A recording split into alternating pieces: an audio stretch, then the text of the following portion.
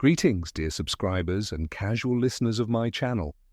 Have you ever thought about what truly drives a person to embrace the path of darkness? What if evil is not born, but shaped by pain, loss, and ambition? In today's video, you will uncover the tragic and chilling story of the boy who became Lord Voldemort. Tom Riddle, also known as the Dark Lord, he who must not be named, the very embodiment of terror in the wizarding world. He is the villain we all know, a ruthless sorcerer who stops at nothing to achieve his goals. But he wasn't always like this.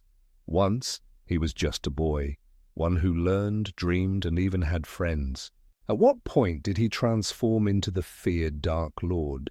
Did the darkness take root in his childhood, or was it a decision he made as an adult?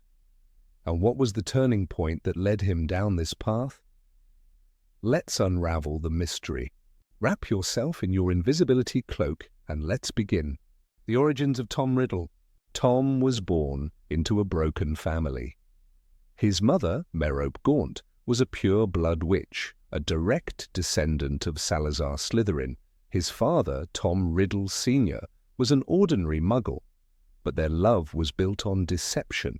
Merope used a love potion to make Tom Sr. fall for her. When she stopped using it, he abandoned her, leaving her pregnant and alone. Weak and destitute, Merope gave birth to her son in a muggle orphanage, where she died shortly after.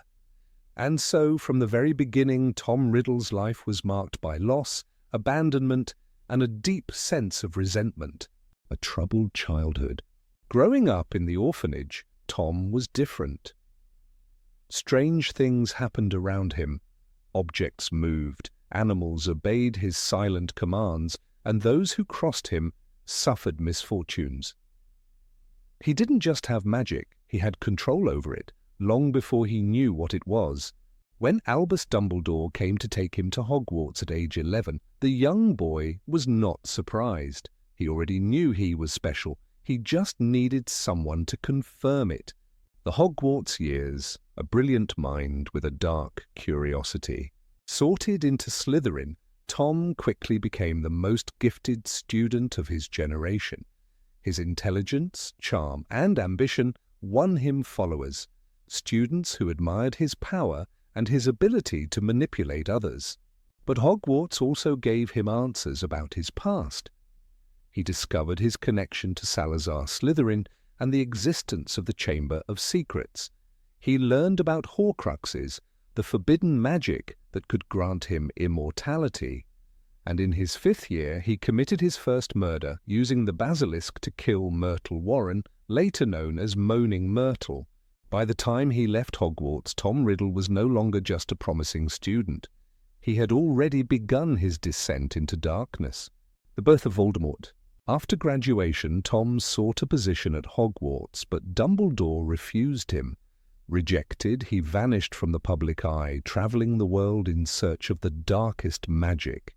He delved into forbidden knowledge, seeking ways to cheat death. When he returned, he was no longer Tom Riddle. He had transformed body, mind, and soul into Lord Voldemort. He gathered followers, the Death Eaters, and unleashed terror upon the wizarding world. The war had begun. What truly drove him to evil? Was Voldemort born a monster, or was he made into one? A combination of factors shaped his descent into darkness, orphanhood, and abandonment. He was never loved, never wanted. The pain of rejection festered within him. Pride and lineage. Learning he was the heir of Slytherin fueled his superiority complex. Unmatched ambition. He didn't just want power, he wanted to be the greatest sorcerer who ever lived. Resentment and rage. He despised his muggle father for abandoning him and his mother for being weak. These forces twisted him into the Dark Lord we know. But the question remains. Was there ever a moment when he could have chosen differently? Or was his fate sealed from the very start? Tom Riddle's transformation into Lord Voldemort was not an instant change, but a gradual descent, fueled by a series of choices that darkened his soul one step at a time. He was a brilliant student, but his brilliance was never enough for him. He needed to be feared, to be above all others, to be immortal. Leaving Hogwarts, he ventured into the world with a single goal, gathering knowledge that would make him unstoppable. His travels remain shrouded in mystery, but it is known that he sought out the darkest magic. He learned from dangerous wizards, absorbed ancient knowledge, and experimented with magic that even the most fearless sorcerers avoided. Somewhere along the way, he lost his humanity. His face began to change, his very essence twisted by the dark forces he wielded. He no longer wished to be Tom Riddle. That name tied him to a past he despised, to a Muggle father who abandoned him, to a mother who was too weak to survive. He shed that name like a snake sheds its skin, adopting a new identity, Lord Voldemort, a name that would strike fear into the hearts of wizards for generations. His first targets were those who had humiliated or rejected him. He returned to Little Hangleton, the village where his father lived, and confronted the man who had abandoned him before he was even born. Tom Riddle Sr. did not recognize the young man standing before him, but Voldemort had not come for a reunion. He had come for vengeance. With a simple flick of his wand, he ended his father's life, along with his father's entire family. It was an act not just of revenge, but of erasure. He did not want to be connected to the Riddles in any way. He left their bodies behind, lifeless and cold, and framed his uncle, Morfin Gaunt, for the crime. But murder alone was not enough. Voldemort knew that true immortality required more than just power. It required tearing his own soul apart. He had already created one Horcrux at Hogwarts using the death of Myrtle Warren to anchor a fragment of his soul to his diary. Now, with the death of his father, he created another. Splitting his soul became his obsession. Each time he murdered, he felt himself grow stronger, yet emptier. He did not care. He embraced the emptiness. He returned to Hogwarts years later, this time not as a student, but as a man who had already killed and was willing to kill again. He sought the position of Defense Against the Dark Arts professor, but Dumbledore saw through him. He was denied. This rejection solidified his hatred. If he could not teach at Hogwarts, he would ensure that no one else could hold the position for long. From that year forward, no Defense Against the Dark Arts professor would last more than a year. A silent curse, a mark of his rage against the school that had once been his home. With no ties left to the past, Voldemort built his army. He did not need to seek out followers, they sought him. His charisma, his intelligence, and his sheer power drew people to him. Wizards who feared the rise of Muggles, those who longed for the days when magical bloodlines ruled, those who simply desired power. He gave them all a cause. They called themselves the Death Eaters, and under his command they unleashed chaos. At first, the attacks were quiet, a disappearance here, an unexplained death there, but soon it turned into open war. The Ministry of Magic struggled to contain the growing darkness. Entire families were wiped out. Fear spread like wildfire. Those who opposed Voldemort either fell or were forced into hiding.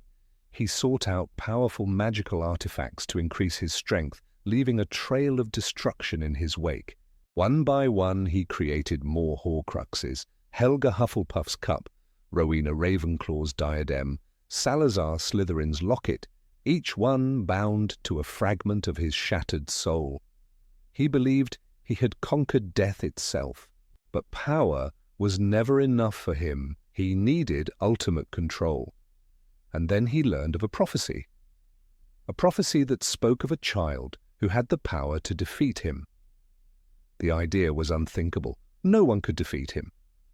He had made himself immortal, but he could not ignore the words. He had to act before the child grew strong enough to challenge him.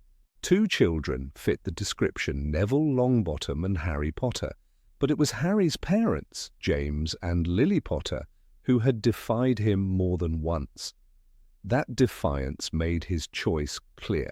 He descended upon Godric's Hollow on a night that would change the wizarding world forever. James Potter fell first, trying to hold him off. Lily stood between him and the child, pleading for mercy. Mercy. A word Voldemort had long forgotten. Yet something unexpected happened. Her sacrifice triggered a magic he did not understand, an ancient power that no dark spell could break. The killing curse rebounded. Pain, unlike anything he had ever known, tore through him. His body was destroyed, his soul ripped from its shell. He had never felt fear before, but in that moment, as he drifted through the world as a mere wisp of existence, he knew what it meant to be powerless. For years, he remained in the shadows, a whisper of what he once was. His followers scattered, some were imprisoned, others pretended they had never known him. The world believed he was gone, but he was not. He was waiting, plotting, slowly gathering what remained of his shattered self. His return was inevitable. He had ensured it with the Horcruxes. When the moment came, he took back his body, stronger and darker than before. He had no more need for deception. The world would remember his name. But something had changed. He had spent so much time chasing power, so much time ensuring his survival, that he had overlooked something crucial: love. He had underestimated it, ignored it, mocked it. And yet it was the one force that had defeated him before. Harry Potter had survived because of love, and love would be his downfall again.